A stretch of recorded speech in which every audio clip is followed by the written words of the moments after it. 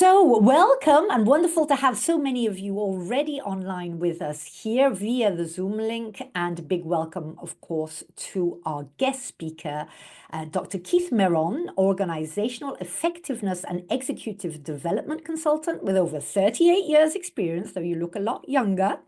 And our masterclass topic today is the art of transformational coaching. So, my name is Julie Kennedy. I'm your host, and I am delighted to welcome you all to today's IAPC&M CPD Building Masterclass. Before we get into the details, as usual, a little bit of housekeeping. So our call today will be a maximum of 1 hour, including 15 minutes Q&A. Use the box for any questions or comments. The session is recorded, so please mute yourself, but it would be great if we could see you. Makes it so much nicer for the speaker. And needless to say, take countless notes for your CPD, of course, but also so that you can really make the most of the value shared here today. Keith, before I launch over to you, would you prefer questions as we go along or at the end in the last 15 minutes? Well, the challenge I prefer go as we go along, but Okay. only clarifying questions. I think sometimes people bounce around and their minds will go somewhere to a place that's interesting to them, and then we'll lose the train of thought. So if everybody's kind of disciplined to keep the clarifying questions, we can do deepening questions later. Perfect. Got you. Wonderful. Right. I shall mute myself and it's all yours. Terrific. Well, did I send you a set of slides? Not that I know of. No, usually that's why I've made you co-host. If it's easier if you do it. Great. All right. I will do that, but I'm going to just talk for a little bit before I use my slides. I I probably should have done a better job of preparing all my slides so that they're nice and succinct, but I'll be able to use the slides that I'm familiar with. So what we're going to do is talk about paradigms a lot in this session, and I think we have slightly less than an hour in total, right, Julie? An hour, 1 hour in total. Great, terrific. So I want to tell you a little bit about how I came to this. I've been coaching people for over 40 years now. I started my career as an organizational consultant and continue to hang out my shingle as a consultant. And in the context of that consulting, I did a lot of coaching. At the time, 40 some odd years ago, we didn't call it coaching. Coaching is a term that I think came into popular parlance about 20 years ago or so. But before we just called it advising. And so I was an advisor to CEOs, senior executives, as part of my consulting work. And I started to develop my own particular brand of advising that um, I discovered when the term coaching came out, was me coaching, basically. And um, at the time, I was fascinated by transformation. And interestingly, the term transformation is thrown around quite a bit. It's a very popular term, but I don't think that most people understand necessarily what it means. There's no common shared definition. I will define it in just a little bit. But I was fascinated by transformation, about the process of helping people shift the way in which they orient to life, which gives you a little bit of the definition of transformation in my mind. So I developed what I now call my recipe for helping people transform. Fast forward a little bit into the coaching world. Coaching arrived about 20 years ago, give or take, and has gathered storm and is quite popular now to the point where everybody and their grandmother loves coaching.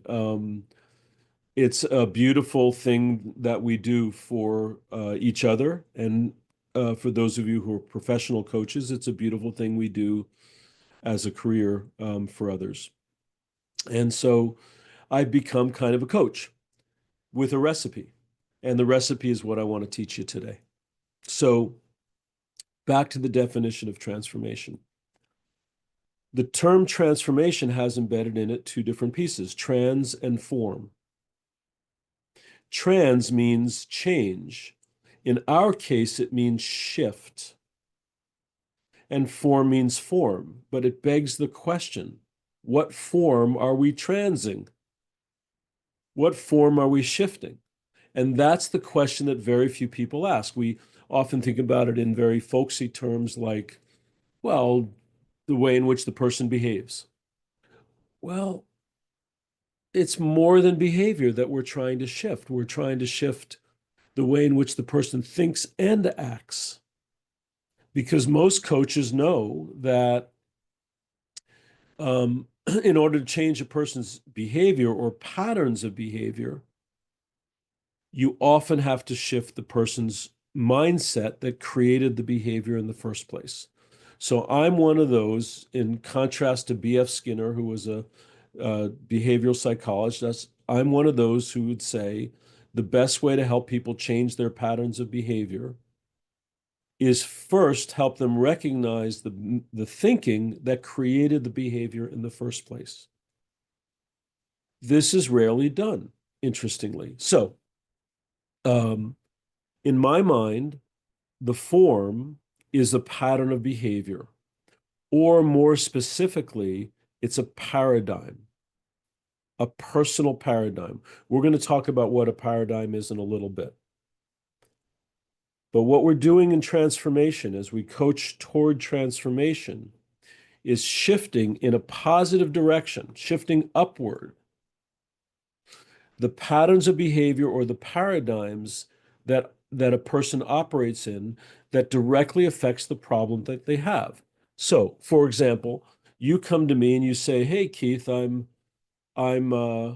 uncomfortable having difficult conversations. I know that there's a lot of issues, Keith, that I shy away from and hide and run away from. I'm really uncomfortable confronting people." I ask why. I ask what has you be uncomfortable. You say, "Well, I'm afraid they're going to be upset with me." Okay, so in that little scenario here, we have the seeds. We have the seeds of a paradigm embedded in the person that creates a condition where they're uncomfortable confronting other people. The problem, the presenting problem, is I'm uncomfortable confronting people. I want to confront people at times when it's necessary, and I shy away. So that's the problem they come in with. You can name just about any problem, and this model applies. When people come to you and say, "Hey, I'd like your coaching," they typically come with a problem. It starts there. I call it a presenting problem. The presenting problem is typically a pattern that they want to shift. Sometimes it's an instance, it's a moment. I'm struggling with so-and-so. I'm having difficulty with my mother. I'm having difficulty with my child, and I would like your help. But you know, and I know that if it's even an instance, it's likely part of a pattern. Where else do you have difficulty? Not just with your child, but where else do you have difficulty? Well, I have difficulty with these kinds of situations, and my child is the biggest one. Okay, so now we have a pattern of behavior that the person wants to shift. If it's a pattern, then you know a paradigm, and I'll define paradigm in a little bit. A personal paradigm is part of it. So a personal paradigm is a mental model that creates behavior, that creates outcomes. I'm going to extend this much more in a little bit, but for now, we just start with the essential ingredient. A paradigm is a mental model. The word comes from the Greek paradigma, which means mental model. But for us, it's going to be more than a mental model. For us, it's going to be a mental model that creates a pattern of behavior that produces an outcome that's undesirable. Or actually could be desirable, doesn't matter. It produces an outcome. And the outcome reinforces the mental model.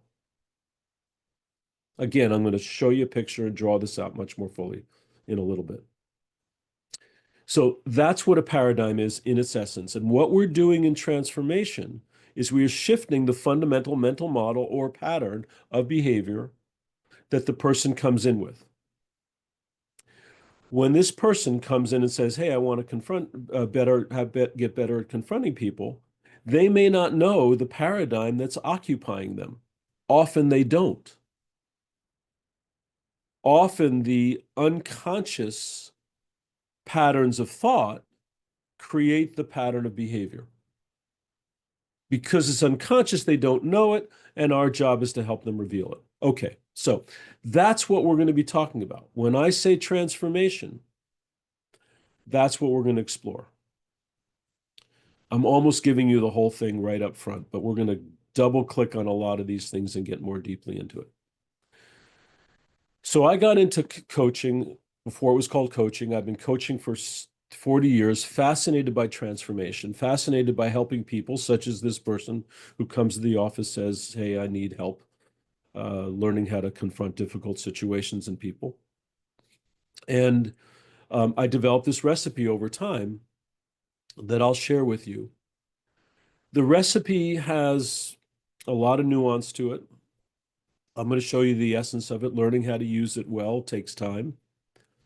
But I will tell you this, about 5 years ago, I decided after 35 years of developing this recipe and working with thousands and thousands of people, I decided to, I was considering writing a book about it. And I decided to first look what's there out there in the world about paradigms. And here's an interesting thing. You will not find many books at all about what we're talking about today. And we have to understand, I think, why not before we talk more about transformations, about transformation and coaching for transformation. So I went and looked and I searched for books. I found only one in the coaching arena that remotely relates to paradigms.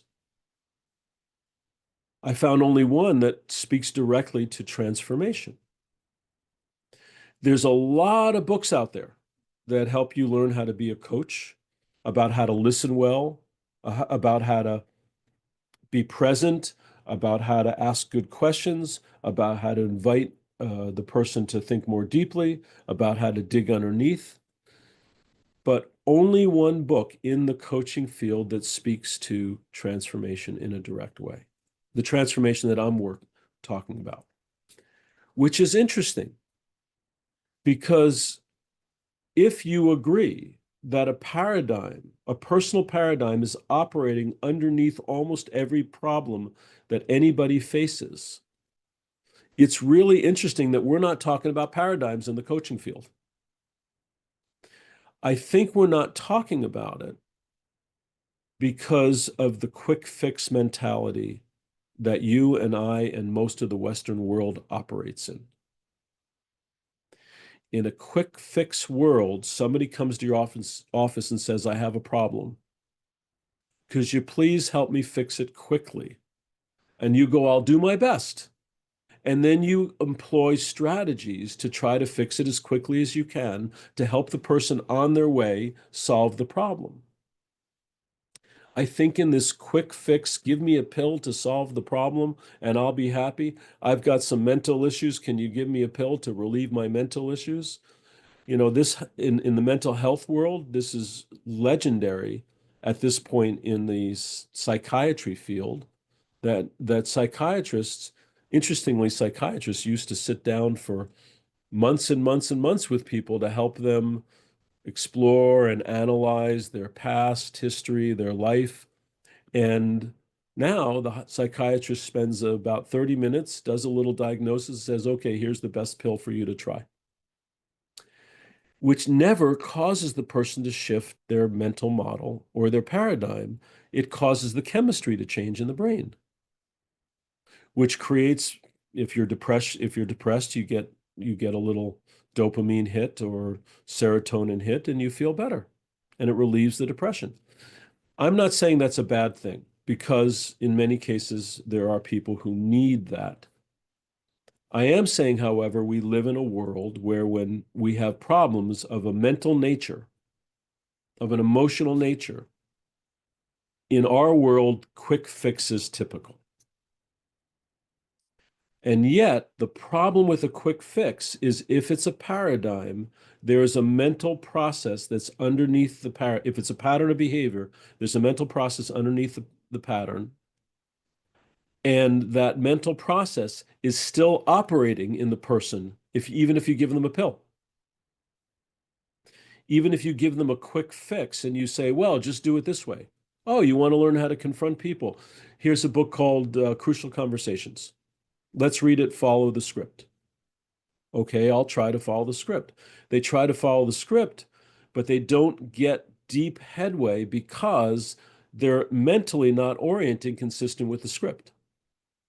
In order to truly have effective, crucial conversations, confront difficult situations and people, you've got to have the mental model associated with it. And the mental model doesn't shift quickly. It takes time.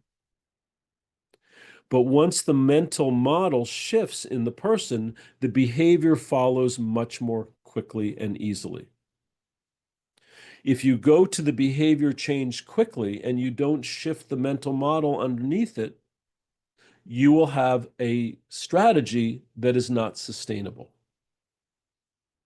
I'm seeing heads nod. Unfortunately, I only see 5 or 6 people. I'd love to see the rest of you if you're willing to share your video so I can see whether people are tracking me.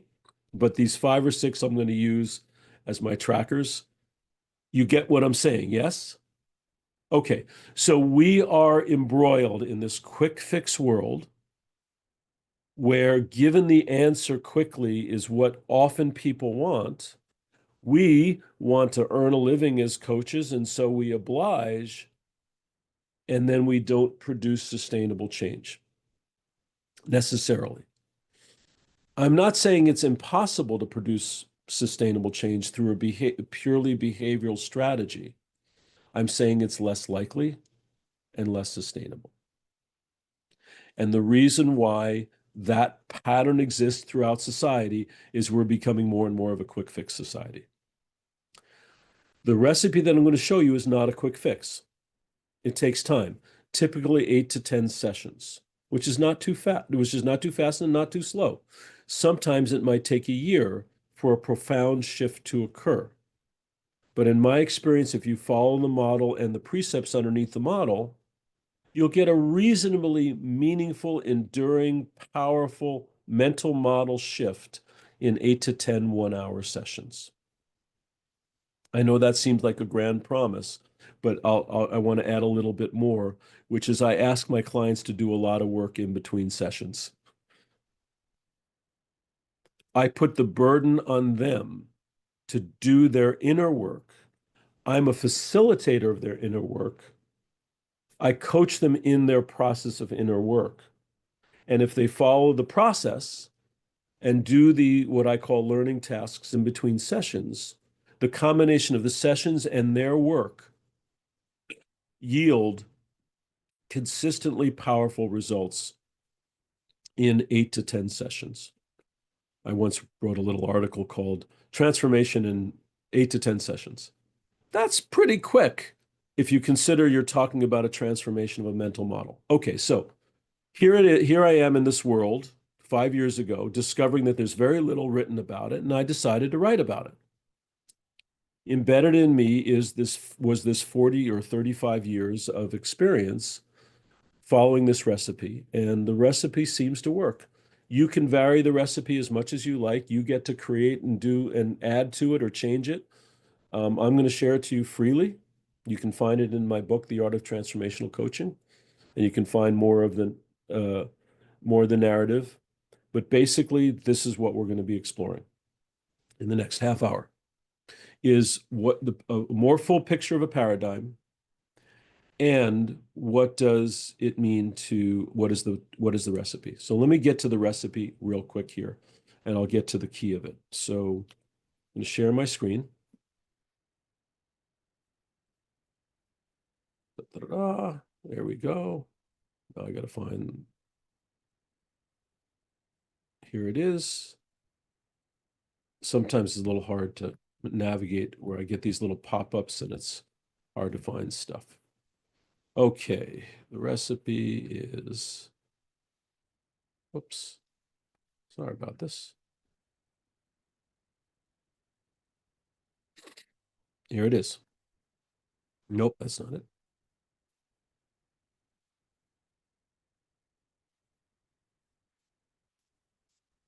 Oh, here it is. Okay, so client comes in. I want to learn how to confront people more effectively. I want to, I have difficult I need to have difficult conversations with some people in my life. I'm tired of being walked over. I'm tired of them doing these things. And I want to get some courage to speak confidently to to people. That's the problem. Step one, start with a problem or a desire for change. Now, how strongly the need to change, how strongly the person feels the need to change is really important here. I mangled the grammar there, but I hope you get the point. If they walk in, let's say on a scale of 1 to 10, 10 is, I desperately have to change. And 1 is, this would be nice. It'd sure be nice if I had to change. I would say you need about an 8 or a 9. If it's a pattern of behavior deeply etched in the person's life, and their feeling of desire is about a 6 or 7, they're unlikely to do the work to truly produce a transformation. So I usually am looking for roughly an 8 or a 9 on a scale of 1 to 10, where they feel really strongly.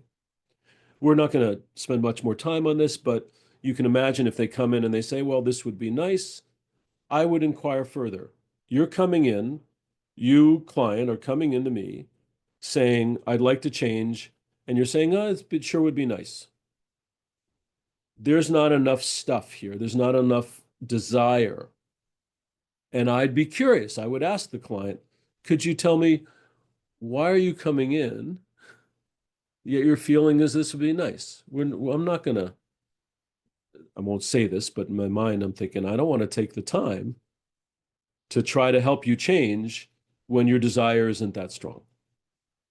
So I got to get the desire up to an 8. And how do I do that? I inquire. I ask questions. And oftentimes the person says, well, actually, my desire is 8 or 9. I'm just afraid I might fail. Okay, so your fear of failing is getting in the way of you truly applying effort here. So I might work that. I might explore that fear of failure. And we might work what might we do to make it easier or more comfortable for that person to face the possibility of failure. So that fear of failure might be intervening and getting in the way of them doing the work. So we might have to address that. Okay, so we start with the problem and desire for change, and we get it up to an 8 or a 9 in rather 10 or 15 minutes or 20 minutes. They go, yep, okay, I'm there. I'm ready and I want to change. Okay, good. Embedded in every problem is a goal or a vision. Let me illustrate that briefly. Actually, let's do it this way. Stop share. Would you, in the chat, would you name a problem you have in your life?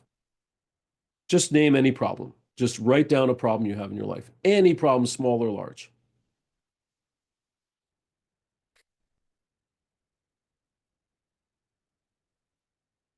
Do people have the ability to chat here, Julie?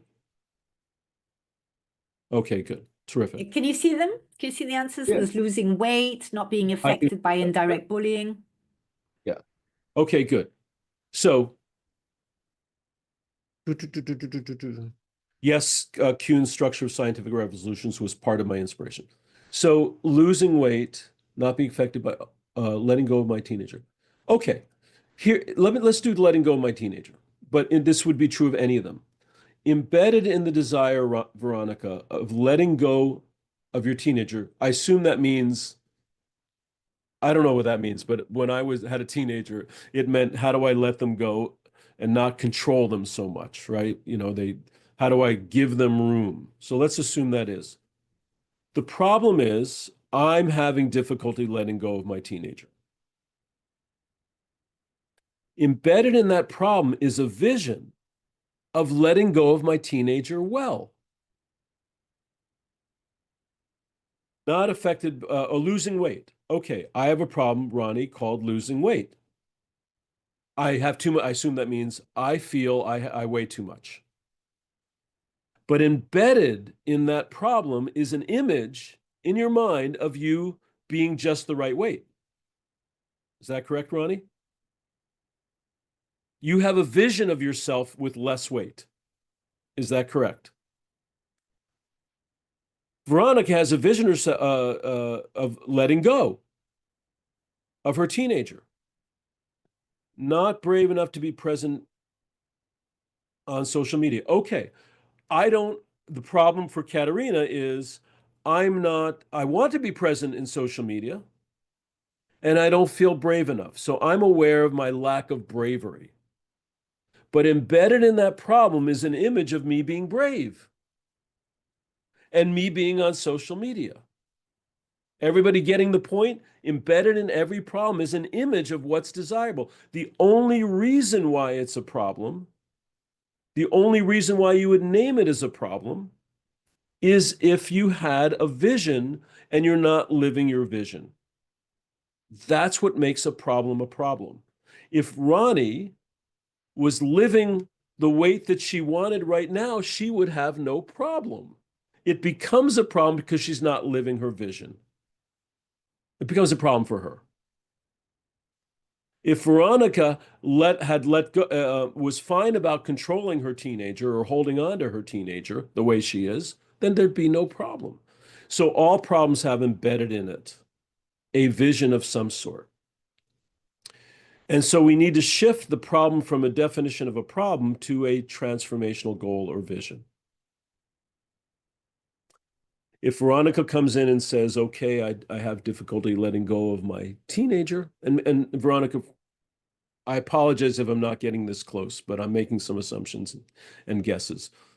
But she comes in and she says, I struggle with letting go of my teenager. I know my teenager needs to fly, and I know that in 2 or 3 or 4 years, he or she is going to be in college or out in the world, and I got to let them go for them to realize their full life. I'm having difficulty. I don't want to let them go, and I'm controlling the heck out of them. Okay, so she comes in and she names the controlling behavior, which is the problem. I then say, okay, got it. Help me understand what's your vision? What do you want to create? And the importance of this it can't be understated because the vision that they're going to hold onto throughout the rest of the process.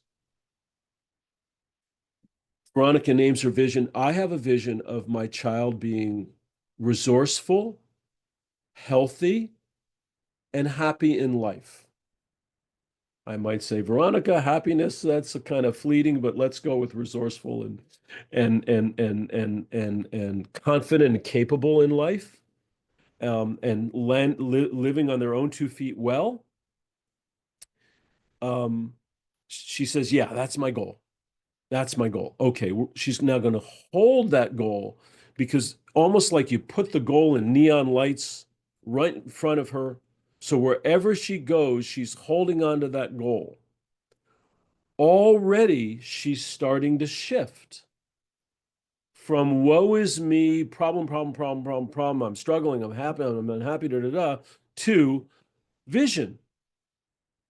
She's putting her attention on what she wants to create. And that attention is the material stuff that is crucial for her to get through the journey that we're about to go on.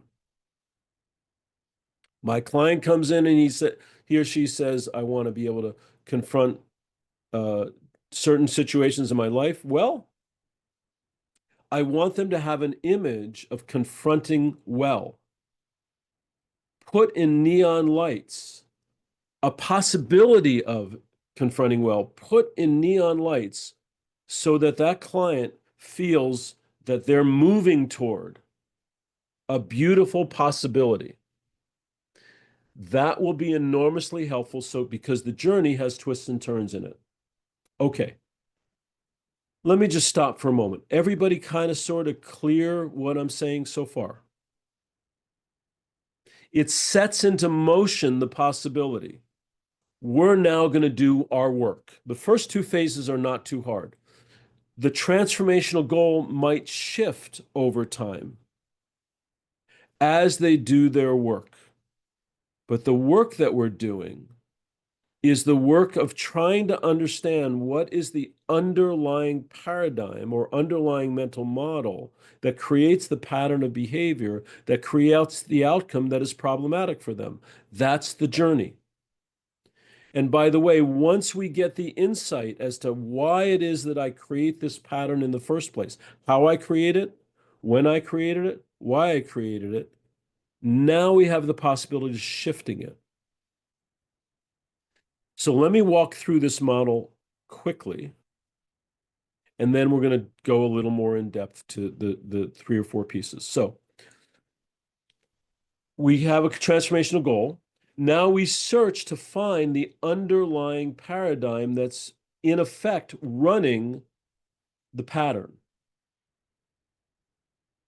Veronica, I don't know what it is, but maybe you're afraid of something. Like if I let go of control, then my daughter or son will cave in and do awful things, and I'm afraid of it. So it's my fear of what might happen that is running it. Or maybe it's, I don't want to lose my child. I I need the child's closeness. I don't know what it is. I'm making up stuff. But the search for the underlying paradigm is the search for what are the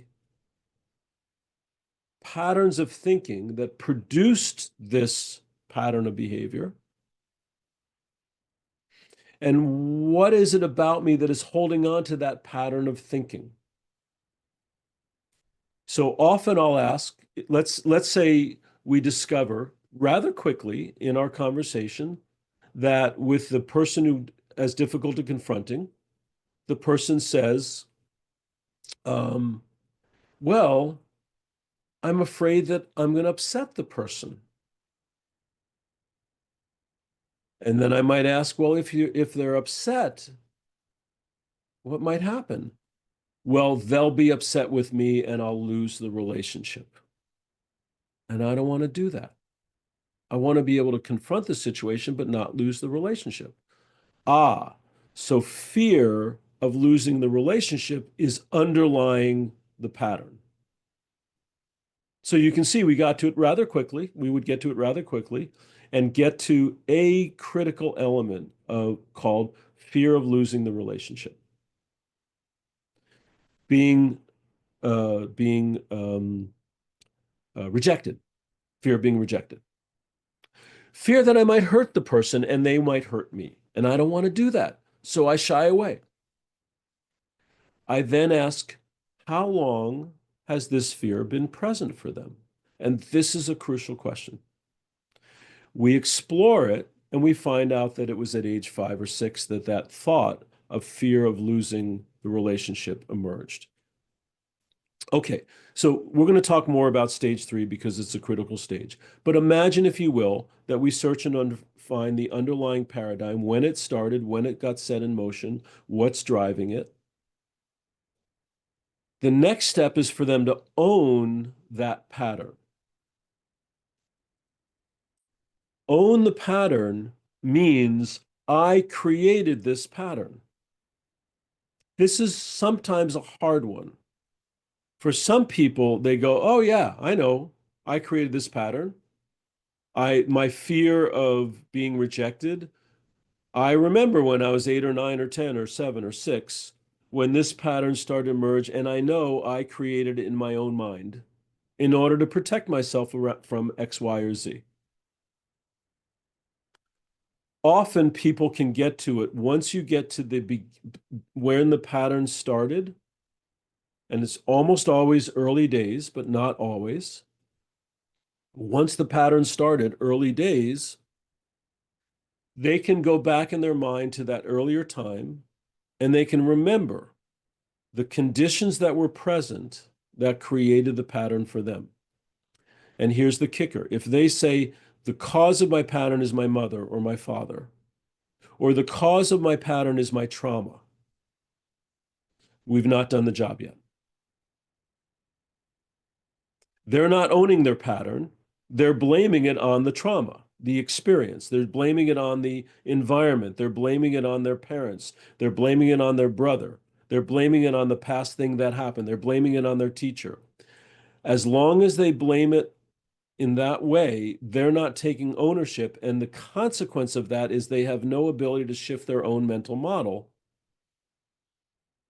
because they have no agency in creating the model in the first place.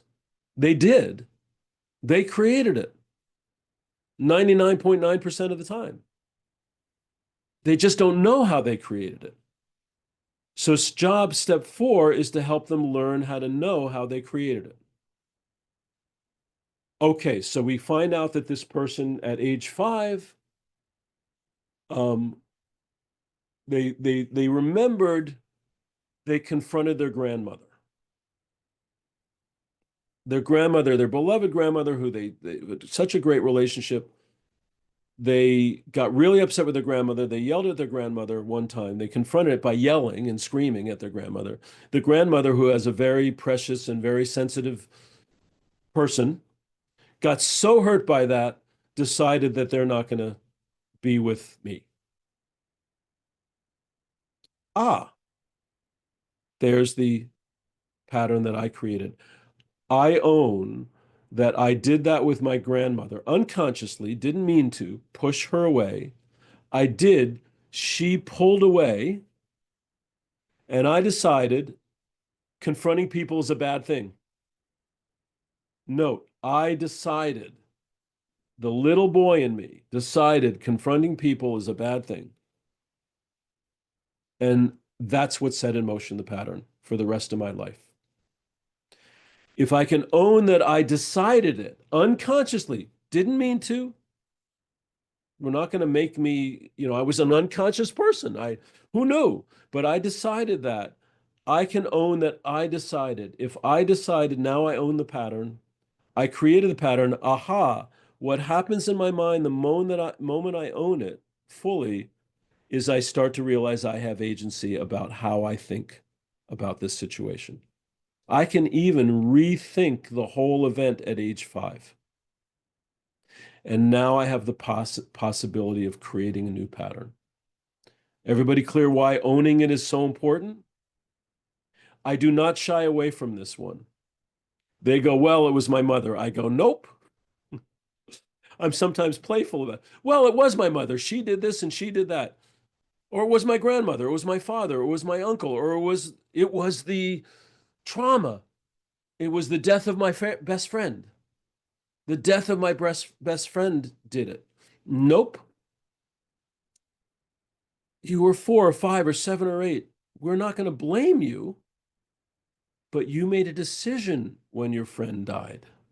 You had a thought about when your friend died. It wasn't the death, it was the thought and the decision you made consciously or unconsciously. So I'm really firm about this.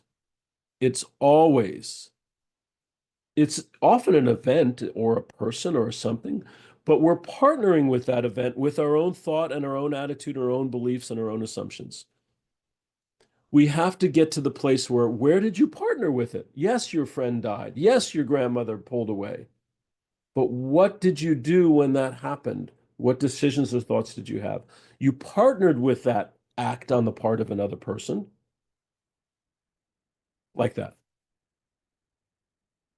Okay, we then question the paradigm. Well, since you now own it, what are the problematic features of that paradigm? How does it hurt you? How has it helped you? How did it hurt you? And we start to imagine an alternative paradigm. Only after we've gotten to the ownership and we've gotten to the clues for what created the paradigm in the first place. Now we start to imagine a new paradigm, phase 6, and we start to experiment. And usually I ask them to try on a new paradigm. We map it out, by the way. I'm going to show you a map in a little bit. We map it out, and then we go into habit formation phase, which is the final phase. Habit formation phase is the phase where you embed the new pattern in the person, or you help them embed it in themselves. Okay, so I'm going to show you what a paradigm looks like. I'm going to show you what it looks like to map it. And give me a moment, I got to find it. I have the sad effect of not having prepared this in advance, and I apologize, but I'll be able to get to it pretty quickly. Paradigm maps. There we go.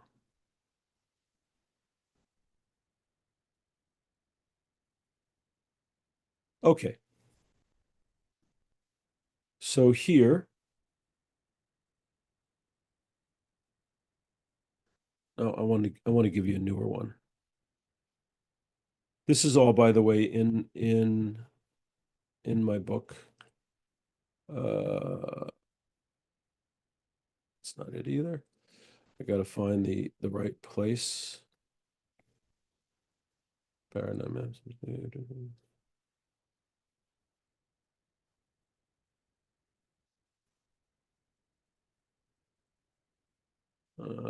is a better one. Okay, this is a good one. I'll show you this one.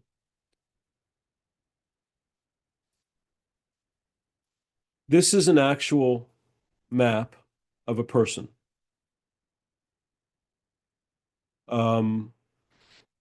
This is a person who is struggling with how he or she parents. And if you look at the strategy, this is the pattern that the person is trying to change. Go right to the strategy. I use operant conditioning strategies, meaning I'm constantly giving reward and punishment to get my child to do certain things. Keith, any way you can make it a bit bigger? Sorry for the interruption. Yeah. Sure. Maybe it's my old eyes, but the whole we see the other screen as well, and yes, there we are. Okay, thank you. That's a good idea. So let's say the person comes to you. Let's ignore this for a sec. Just kind of blur your eyes and pay attention to my thoughts, my words for a moment. Let's say the person comes to you and says, "Hey, I'm constantly molding my child. I'm constantly telling them what to do. I'm constantly hovering over them, and I'm using punishment and reward to get them to do things. And I just took a class and I learned that that's not the best way to parent. That's the old way to parent 50, 100 years ago. I learned that from my mother. That's what my mother and father did for me, is they kept on rewarding me and punishing me. And now my kid is starting to, at age 12 or 13, is starting to rebel and be angry with me for trying to control them. And I know I need to change. So that's the problem that they come to me. And I say, okay, what's your goal? My goal is to have a different relationship with my children so that they can let go. Veronica, I don't know if this has anything to do with you, but my goal is to understand deeply. My goal is to be a parent who can guide my child but not control. So we find that all out. That's phase 1 and 2 of the recipe. And I start to inquire. And here's what we learn in the inquiry. I almost always start with the strategy. This is the old paradigm that this person has been operating with. They have been using, I call operant conditioning strategies, punishment and reward. In the old paradigm, in the paradigm that the person came to my office with. So if you notice here, the top 3 boxes, beliefs, assumptions, needs, and goals, and sometimes feelings, all together create a strategy. I'll say that again. This is really important. Our beliefs, assumptions, needs, and goals create the strategy. Often unconsciously. So What might be the beliefs and assumptions of a person who comes in with this? Well, I might have a belief that the child needs to be molded, and that's the job of the parent. I might have a belief that operant conditioning by B.F. Skinner that I learned about. Took a course in psychology, and I learned that punish and reward, changing the environment is what helps a person become effective in life. And so I believe in the value of it in the old paradigm. I have a need for my child to be healthy. I have a need to be seen as good and attentive. I have a goal of a healthy, independent child, and I have as much freedom as possible. But notice that the belief that the children need to be molded, that belief sets into motion the whole thing. Okay, so what we have here in this paradigm map, I call it a map, is a set of thoughts, beliefs, feelings, etc., that create the strategy. This strategy produces a set of actions, rewards and punishments. If the kid doesn't comply, punish them harder. Give them a bigger reward. They're now in a loop. Those rewards create a compliant child. I feel gratified because I'm seen as a good, attentive parent, and I'm being a good, attentive parent. But my child becomes rebellious. And when they rebel, I double down on my strategy. And now I'm caught in a relationship with my child where the child rebels, I control, and I'm stuck like Tar Baby and Brer Rabbit stuck to each other. I don't know if that translates in Europe, that story. I don't know if that's a story that you're familiar with, but I'll move on. So this is a map. One of the things, a map of a paradigm. What happens for people in stage 3 when we're exploring the paradigm is once they start to see it, we literally fill in the map after 2 or 3 or 4 sessions of inquiry and exploration and learning tasks. The map gets filled and they go, oh my goodness. I'm going to try to illustrate it here. So the paradigm, this is the paradigm in my hand. The paradigm has been here. It's been unconsciously driving this person's behavior the whole time. They can't see that it's doing that. It's here. So if you all put your hand on your face like this, imagine this is your paradigm. Just put your hand with your fingers a little bit separated. Now look out. Can you all see me? You can see me, right? Mostly me. You see a little shadows of your finger? You can see maybe a little bit of your finger, but you can mostly see me, correct? Okay, good. Take your hand off just for a sec. Okay, so a paradigm is like that. It's a operating process that's going on in the background in our brains. It's driving what we see, but we can't see our own paradigm. What I'm doing is this. So that the person go, oh, there's my paradigm. That's why I'm mapping it. I'm inquiring, asking questions, helping them understand the source of the thinking to the point where they have enough separation from it. They can go, oh, there it is. That's the goal of phase 3. Understand the paradigm, how it's been unconsciously operating, like such that I couldn't see it. The coach's job is to help them pull it away enough that they can see it. Oh, there it is. And now my job is to own the paradigm. And after owning, I now explore an alternative paradigm. And here's the alternative of the other hand. So the process of transformation is this. I come with a problem. I can't see what's creating it. I have a goal. So I walk into the office like this, the coach's office.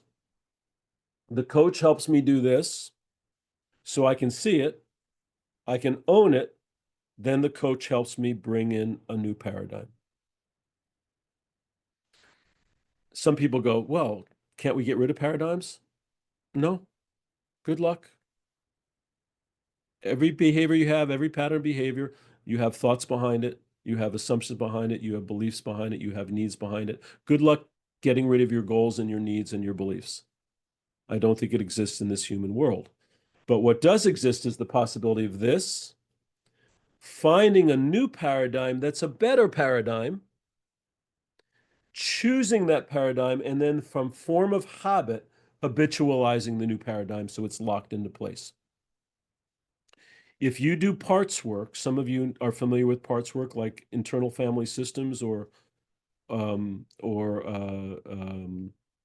voice dialogue. There are other methods. They're wonderful work, by the way. If you've never done it, I highly recommend it. But if you've done parts work, it is here's a part that has gripped me, that is driving me. I'm learning about the part, and then I'm asking a different part to step in and drive my process or my thinking or my whatever. That's what we're doing here. Okay, that's a lot. There's so much more I could talk about it. My hour is almost up. Let me give you time for questions. I'm hoping you at least understand the process, what I'm talking about, why it's so crucial. That's what I'm hoping. You're not going to be able to necessarily from an hour become a masterful transformational coach. I'm not even a masterful transformational coach. I'm learning. I'm getting better and better and better. 40 years later, I get better and better about how I do this. But I'm hoping that you can see the importance of it and why it's often not employed. Okay, questions, thoughts? Thank you first. I think we're all digesting all of this. I can feel my It's a brain's lot to whizzing digest. away. I know. Yes, exactly. I should have stopped 10 or 15 minutes ago, give room. But No, here, no, no. I'm happy to go longer than an hour if you want. But Grateful for every minute you've given us. I hope you've all been taking copious notes like me. Just I felt very old-fashioned scribbling away here. No, thank you very much. It was really, really deep and yeah, deep and yet simple at the same time when you look at it that way. So well done on having, and thank you mostly for having shared 40 years of let me show you experience in one a more thing. recipe. Yeah, You're welcome. great. One more thing really fast. I should have done this. Okay, so then when we explore a new paradigm, this is their, oh, no, never mind. I don't have it here. Never mind. But you can imagine what would a new paradigm look like? And then we would ask, well, what beliefs and assumptions would you need to hold? Right. What needs would be present? What would need to be your goal? What would be the primary behavior pattern that you would create? You can imagine creating a new map for the And new all of paradigm. this is in your book as well, The Art of All of this Transformational is in my Coaching? book. Yeah. Okay, well, it's always good for us to know if we need to revisit. We can go get the book. Anyway, what questions do you have? Exactly. Were there any in the chat? Let me see. Veronica was asking if if a paradigm is a form of limiting belief. How would you answer that, Keith? So no, limiting belief is one possible part of the Part. paradigm. But so many people in the world go, well, you have a limiting belief. Here it is. A paradigm, in my mind, most people say a paradigm is a limiting belief or a mental thought. I'm saying a paradigm is the totality of that map. And understanding the totality of it is crucial. So let me give you an example. So let's say the person comes in and says, well, I have difficulty confronting. Well, how long has that been? Oh, it's been all my life. Where did it come from? Maybe it came from, that's what my parents did. It didn't come from some trauma or some awful experience. Maybe it came from, no, we didn't confront people in our family. Nobody confronted. We tiptoed around. And I learned unconsciously that you should tiptoe around people. And that's what love means. So I observed the environment around me, and I adopted that behavior. That's what we did. It's not a limiting belief. That's conditioning that created it, right? That's unconscious choice that I made early on. And I didn't know I made it because everybody was doing the same thing in my family. So sometimes it's limiting beliefs, sometimes it's other beliefs, and sometimes it's just conditioning that I never questioned. I never questioned it. Oh, now I'm going to question it. So no, it's not always limiting belief. Sometimes it is, though. Sometimes an assumption. Sometimes it's rules that I created in order to deal with life when I was younger. And those rules were really helpful. But now they're not so helpful to live only by those rules. Other questions? Any other question if you haven't written them down? Just unmute and say it. It's fine. We Yeah. have a lot of wisdom here. Yes, Katerina. Yes, thank you. I would like to ask what to do in a situation when a client obviously suffers from a decision that she has made when her friend died 25 years ago. She's still mourning. It affects her tremendously. And I just make this conscious to her. And she goes like, okay, but what should I do? I miss her still very much. I mean, how to approach this? Yeah. So I think at least two ways. One is there may be some trauma work for her to do. If you're a Okay. trauma therapist, then you can do it. If you're not, if she has not faced fully the pain, then the pain kind of sticks in her body, in her pain body, in effect. And so the whole point of doing somatic-based trauma work is to release some of that from her body. If she hasn't done that, it's going to be really hard for her to let break free. Most emotions that come from a trauma, especially a shock to trauma experience like that, gets kind of tied into her body. Eckhart Tolle talked about it. We talked about the pain body. It gets locked in the body, and the whole point of the somatic work, the body work, is to release some of that pain. If she hasn't done it, she needs to do it, I think. But the second piece is the part that, and if you can do that work, great. If you're not familiar, I would just, invite her to get that work done. 3, 4, 5, 10 sessions with a trauma therapist. But the second piece that you can do, assuming if she has done that work, great. But if she hasn't, she needs to. But the second piece that you could do is be curious with her. What decisions she's made from that experience about life, including what she did. Did she contract? Did she pull away from life? Is she afraid of creating other friends? Is she so tied to her past history with that friend that she hasn't moved out and created other friends? Because the need that she has, likely underneath it, is a need for connection, intimate, deep connection. And if she doesn't have enough intimate, deep connection with others, she's going to be longing for the deep connection that she had with her friend from 25 years ago. So exploring the underlying need, which is part of the paradigm map, exploring the underlying need or needs that are creating this, it's likely to be something to do with intimate connection. I would be exploring that with her and helping her create intimate connection in her current life such that her friend becomes a memory, a sweet memory, but she's got other friends that she is deeply, intimately connected with. I'm oversimplifying it, Katerina. There's got to be a lot more complex, but you can see the exploring the paradigm will help her quite a bit. Oh, I make some decisions about not having deep connections because I'm afraid if I have a deep connection, I'm going to lose it. Exactly. That's the point. If That's the I'm, and so I made that decision 25 years ago. So step 5 is questioning the paradigm. You would be questioning the process by which she made that decision. She would go, oh yeah, that's not very rational. That was a very emotional decision, but it wasn't very rational. Is it possible? Is it possible that I can live a life where I have deep connections and I can live with the loss? If I lose another, I can live with it because I have a bountiful number of connections in life. So you'd have to question the paradigm. Step 5. Okay. Yeah. I mean, Thank you. it's a lot more complex than that. Yes, sure. Thank you, Keith. Now, one last one, because we are running late. I see Keith has written, Parijat, sorry, I'm not sure if I'm pronouncing that properly, has written here, in case of business, do you think it is possible to have 8 to 10 sessions instead of quick fix options? Oh, I think I know the essence of the question. I think the essence of the question is, if I'm with a business and the business has hired me to be a coach, and the business says we're going to give everybody 4 sessions, the business is limiting the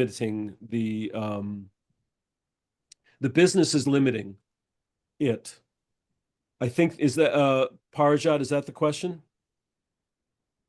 The business won't pay for 8 or 9 or 10 sessions. Parijat is not answering, but that's okay. Yeah. So I'm going to assume that's hello. Yeah. No, yes, exactly. Business will not give you so much of time to, having a 2-3 months to fix one is a problem. So is it possible to having this thing without disturbing the business process?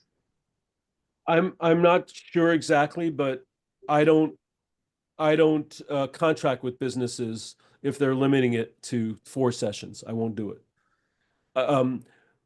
I'll let other people do it. Just because I love to do transformational coaching, and I'm not going to offer a quick fix to a business or anybody. So I basically say, if the business says, we're happy to hire you, you get 4 sessions with each client, and then you can re-up again.